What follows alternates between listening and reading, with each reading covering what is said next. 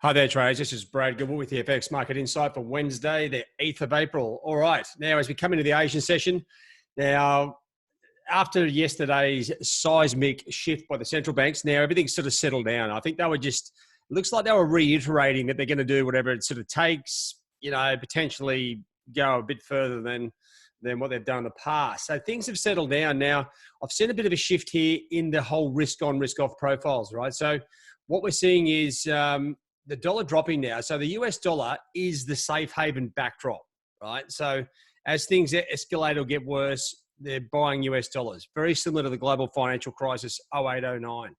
Now, what we're seeing is this is where, unfortunately, where the news, comes into play. It's about all the updates and about potential coronavirus infections or deaths or whatever you're looking at, decreasing across various countries. And what they're saying with that is, as that decreases, there's a chance of everything sort of, getting under control. And then what we're going to see is the US dollar drift lower as the safe haven trade is sort of, it's not completely unwound, but just relieved a bit. And we see the US dollar fall and the other pairs rally. Now, this is, as I said, this picture is always updating, just like the news on the whole virus situation. So what we're seeing is the Aussie slowly move higher up through that resistance level. Same for Kiwi. Now, let me just clear those arrows. As you can see, the technical perspective here is actually trading very well. Okay, with the for those that sort of aren't super aware, now the general protocol or the general movement is it breaks through the trend line, comes back, retests, and then goes. Okay, that's a normal, nice technical move. It makes you feel very confident where it's going, and that's actually exactly what's happened on a lot of these pairs, right? So you've got Aussie, obviously just heading topside as the US dollar drifts lower. Euro also. Sterling, to me, it's just trading sideways. I know it's sort of moving a little bit here and there, but there's not a lot on. And dollar yen has really gone to sleep, okay? That situation is down. Oil rallied up towards sort of 28, 29 bucks. Push dollar CAD lower as well, weak dollar. Stronger oil, it's fallen a bit. So if anything, dollar CAD has broken through a few levels. And, well, do I think it keeps going? I don't think so. If anything, I'm looking for oil to move lower back towards 20 bucks. So you'd think that would push dollar CAD back into the range as we move forward.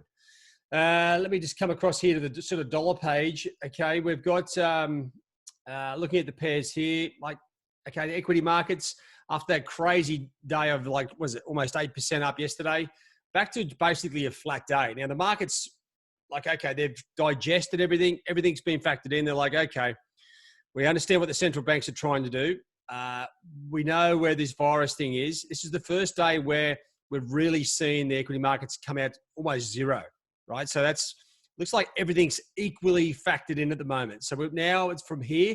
This is ground zero. If the virus news gets worse, dollar rallies. If the virus news gets weaker, then we should see the US dollar fall.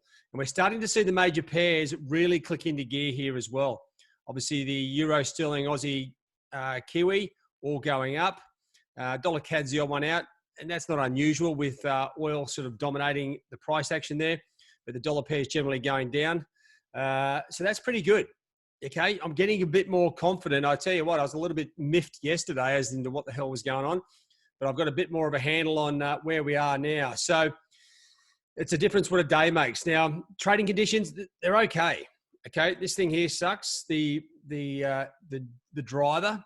Active pairs at the moment, well, to me, oil looks like the best pair still. Okay, selling back towards 27.35. I mean, it's already been up there and come back down, but that to me looks like the one instrument that does have sort of clear direction across all time frames.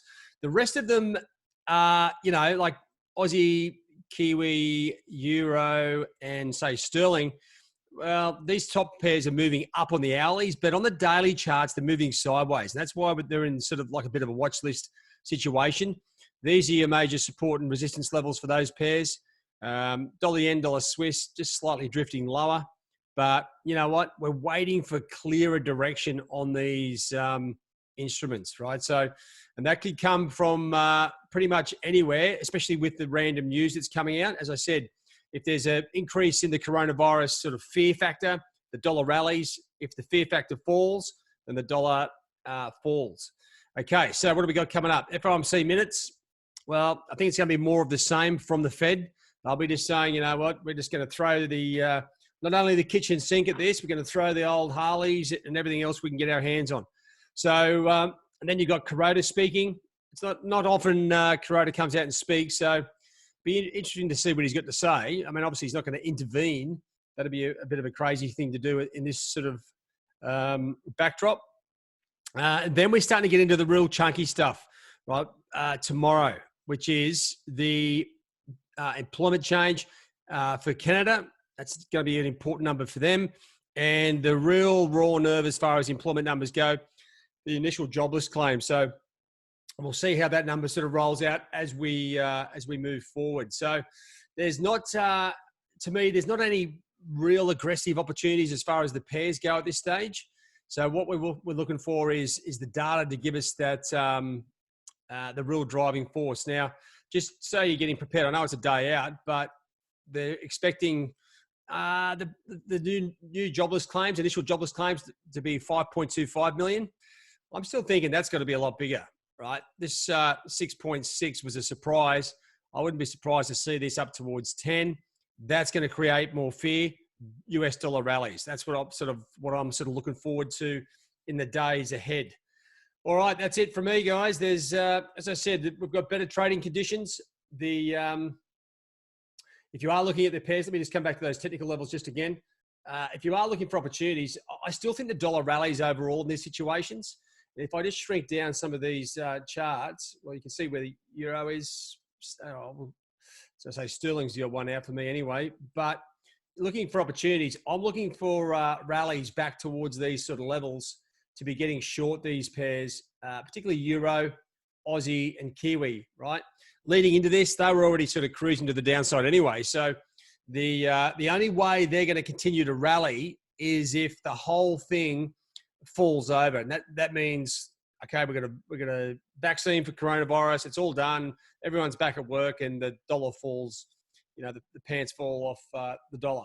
But I can't see that happening. So to me, it's a matter of being patient and waiting for the opportunity to get. I'll be waiting for the opportunity to get short Aussie, Kiwi, and euro once again.